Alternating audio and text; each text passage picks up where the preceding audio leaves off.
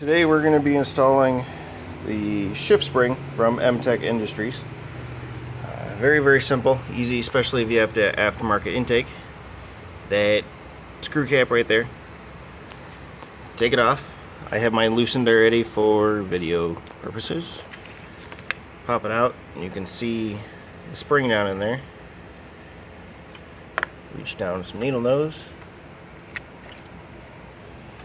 Pull it out, careful, it's got fluid on it. Let's set down the bench here. Okay, there's a rogue one. And again, here's a part number.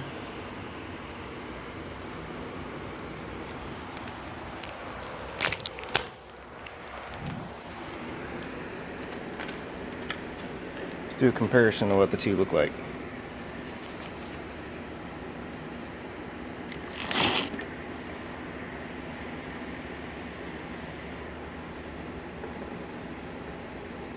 They don't look too far apart from each other. Sorry, my camera's not focusing very well here. Put it back in there and put the cap back on. Easy as that.